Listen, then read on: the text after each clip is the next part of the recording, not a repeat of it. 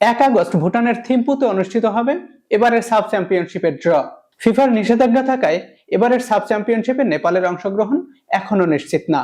বাংলাদেশ ছাড়াও এবারের আসরে অংশগ্রহণ করছে ভারত, পাকিস্তান, শ্রীলঙ্কা, মালদ্বীপ এবং ভুটান। ভারতকে নিয়ে কিছুটা সংশয় ছিল, তবে সেটা দূর করে দিয়েছেন সাফের সাধারণ সম্পাদক।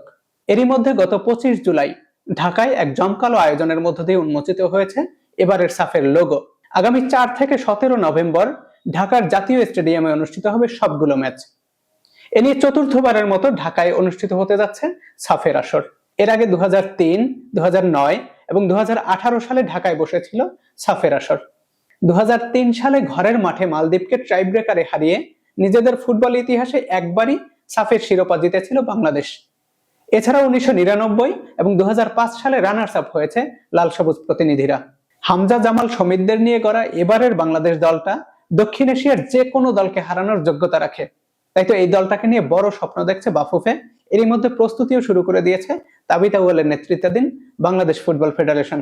সেপ্টেম্বর-অক্টোবরের ফিফা উইন্ডোতে জাতীয় দলের জন্য 4টা প্রীতি ম্যাচ আয়োজন করতে চায় বাফুফে।